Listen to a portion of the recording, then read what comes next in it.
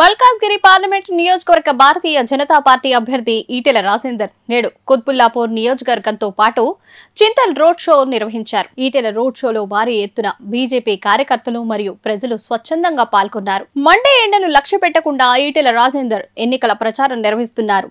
Road షోలో ఈటెల రాజేందర్ మాట్లాడుతూ కేంద్రంలో మరోసారి ప్రధానిగా మోడీ ప్రమాణ స్వీకారం చేయడం ఖాయమంటూ ధీమా వ్యక్తం చేశారు. దేశం అభివృద్ధిలో దూసుకుపోవాలి అంటే ఖచ్చితంగా ప్రధానిగా నరేంద్ర మోదీ మళ్లీ ఎన్నిక అవ్వాల్సిందిగా ఈటెల వ్యాఖ్యలు చేశారు. రేవంత్ రెడ్డి పాలనపై ఈటెల తీవ్ర స్థాయిలో విమర్శలు గుప్పించాడు.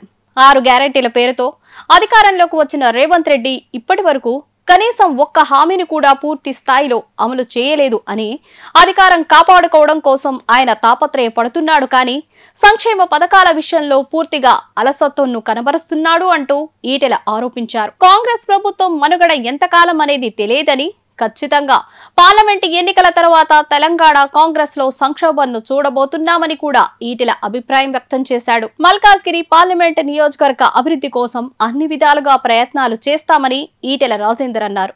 చింతల్ రోడ్ షోలో మాట్లాడుతూ తన గెలుపుపై ధీమాగా ఉన్నాడు. ప్రతి నియోజకవర్గంలో అద్భుతంగా అభివృద్ధి చేయడంకు తనను గెలిపించాలి అంటూ ఈటెల రాజేందర్ విజ్ఞప్తి చేశారు.